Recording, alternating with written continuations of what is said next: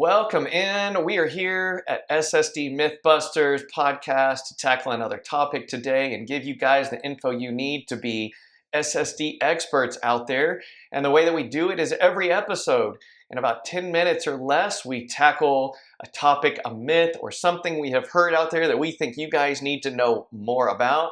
And the way that we do this is we ask Attorney Josh Worley, our in-house SSD attorney of over 20 years, who has seen and heard just about everything, but he helps walk us through what we need to know, what's noise out there, what's truth, what's fiction.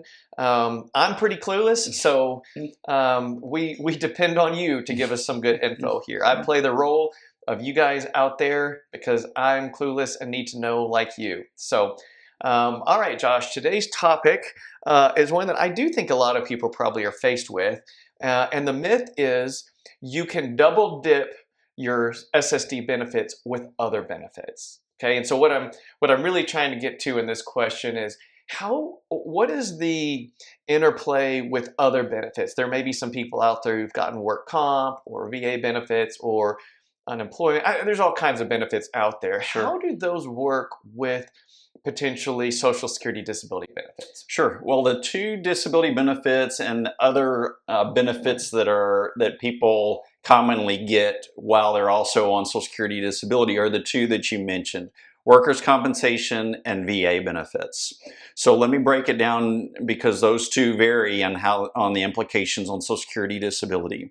If you are getting Social Security disability benefits, you can also receive veterans benefits, and it has no bearing on each other. You can get a full check from the VA, and then you can get your full check from Social Security disability, and that is not impacted in any way. So those two are independent of each other. They are independent of each other as far as when you're getting those benefits. They are independent of each other as far as the evaluation on whether you get approved for either one of those benefits. The VA system is different than Social Security disability. It is different with workers' compensation benefits. So when you are getting both Social Security disability and workers' compensation, you have to do some calculations. Okay, so the calculation is, and I've kind of got some numbers here because I want to be able to give an example. Social Security looks at your average current earnings that you had before you became disabled. So they look and see, before you stopped working, they look and see what your earnings were, okay? And so whatever that average current earnings are, let's say that was $4,000 a month.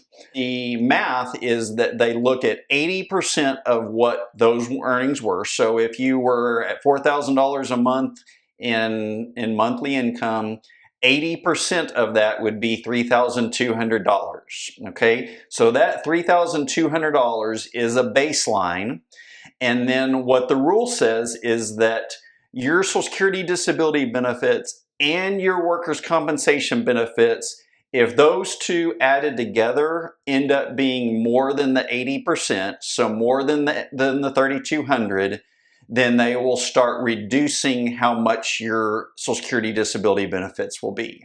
Okay, so to kind of carry that forward, in that example, if your Social Security disability benefit was $2,000 a month, and then let's say your workers' compensation benefit was $1,800 a month, those two, Social Security disability and workers' comp, total $3,800. So that is more than 80% of your earnings before you became disabled. So that's more than $3,200 in our example. And so in that example, they will reduce your Social Security disability benefit down by $600 so that it puts those two together at $3,200. Okay, so that's a lot of math. I know that's a lot to try to figure, but it is just. Think about what your earnings were before, your monthly earnings were, figure out what 80% of that was, and then just know your Social Security disability benefit and your workers' compensation cannot be more than that. And if it is more than that, then they'll start reducing your Social Security disability benefit. Okay. So let me see if I can help kind of process that a little bit. So we have to start with the baseline of, I think at least in workers' compensation, they would call it kind of your average weekly wage. And at least in the work comp world, it's typically a look back of about 6 months, if there's 6 months of wage info. Is that? I think that's probably probably right. I think that's a rough idea. If there's not 6 months, then they may take the most data available based off your current earnings. Yes. Okay. Yes. So if someone's trying to figure out, start with the best scenario would be look at about a 6-month period and figure out what your average weekly wage would be on that. And then we know for Social Security, this analysis, you're going to take 80% of that number, and that's going to be. And when you break it down by week, just you can then kind of make that out, figure out what that comes to monthly. Right. Yeah. I use average weekly wage because in the comp world, that's what they have historically used. But you're right. It's going to be a monthly analysis probably, and so then you take 80% of that. Yes. And that's going to be this critical threshold. That's kind of this threshold. Yep. And then once you get that, so what you're going to do is you're going to compare what you're getting from workers' comp, and then you're going to compare add that with what you're getting from Social Security disability. And if it exceeds that 80% of your average earnings, then it throttles it down.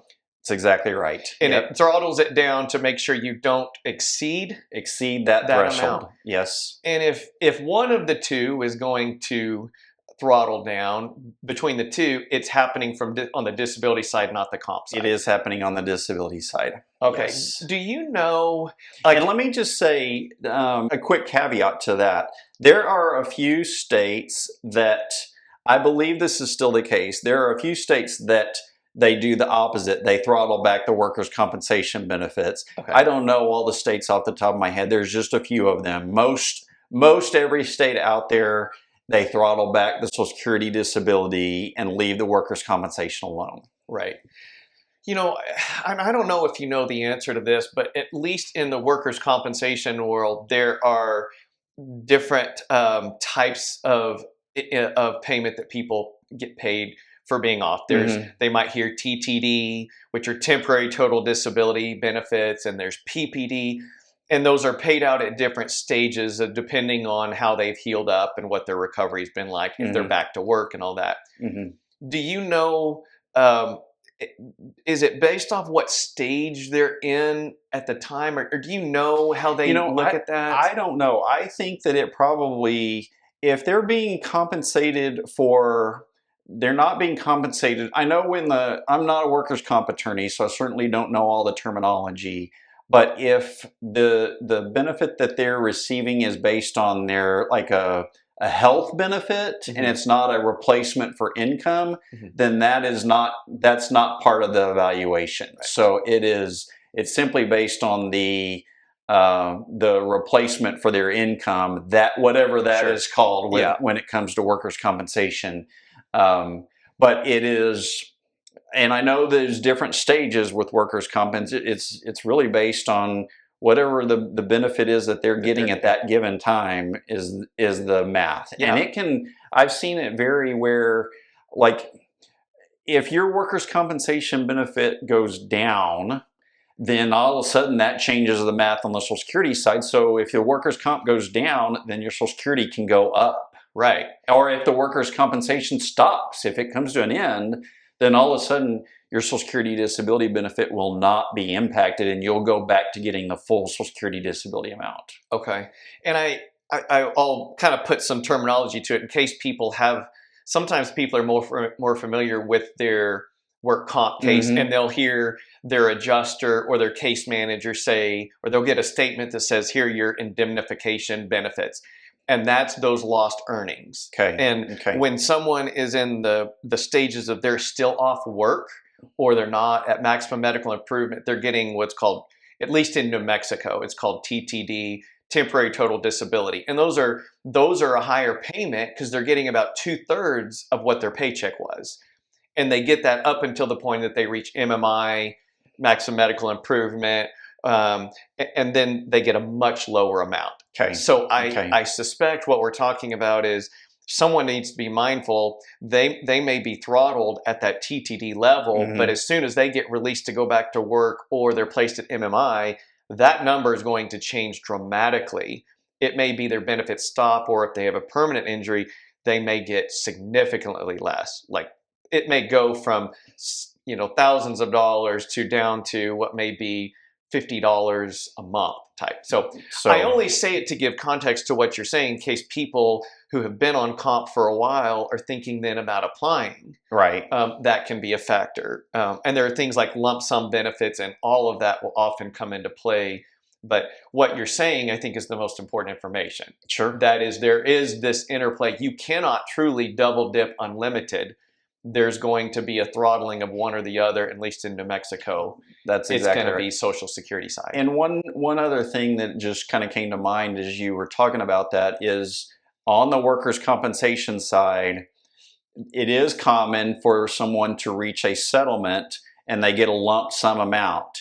If you get a lump sum amount, then for Social Security disability purposes, it is really good to include in the settlement paperwork that the amount that you're getting, that lump sum, is in lieu of getting those benefits for the next 5 years or whatever that might be, because then if it's specifically in the paperwork, then that then kind of is an easy way